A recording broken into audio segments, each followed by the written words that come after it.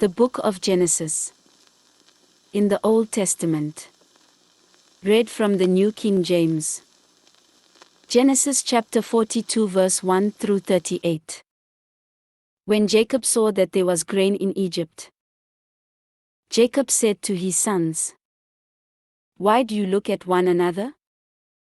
And he said, "Indeed, I have heard that there is grain in Egypt. Go down to that place and buy for us there, that we may live and not die." So Joseph's 10 brothers went down to buy grain in Egypt. But Jacob did not send Joseph's brother Benjamin with his brothers. For he said, "Lest some calamity befall him." And the sons of Israel went to buy grain among those who journeyed. For the famine was in the land of Canaan.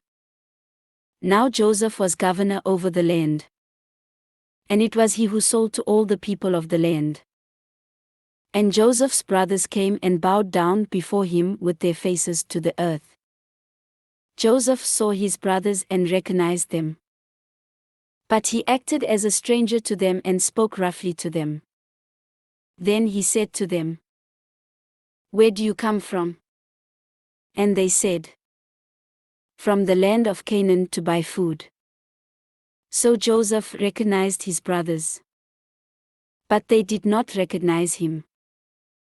Then Joseph remembered the dreams which he had dreamed about them, and said to them, "You are spies.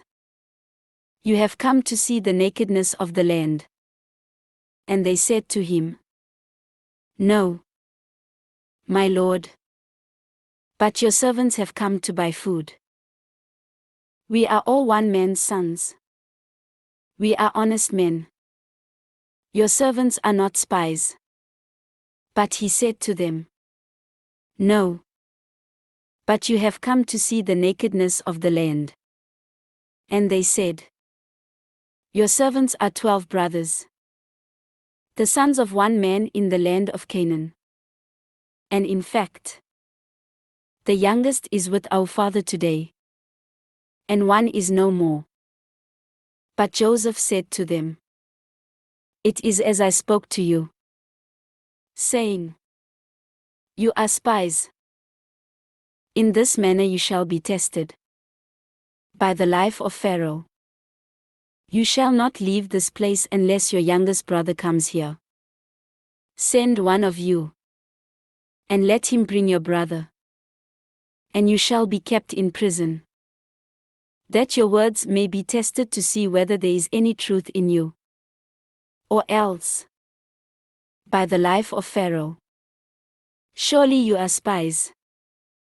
So he put them all together in prison 3 days.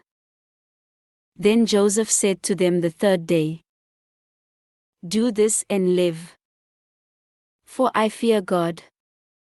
If you are honest men, let one of your brothers be confined to your prison house. But you, go and carry grain for the famine of your houses. And bring your youngest brother to me. So your words will be verified, and you shall not die." And they did so. Then they said to one another, "We are truly guilty concerning our brother. For we saw the anguish of his soul when he pleaded with us, and we would not hear. Therefore this distress has come upon us."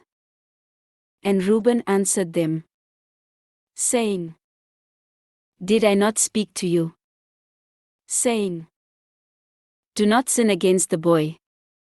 And you would not listen. Therefore behold, his blood is now required of us." But they did not know that Joseph understood them, for he spoke to them through an interpreter. And he turned himself away from them and wept. Then he returned to them again, and talked with them. And he took Simeon from them and bound him before their eyes. Then Joseph gave a command to fill their sacks with grain, to restore every man's money to his sack, and to give them provisions for the journey. Thus he did for them.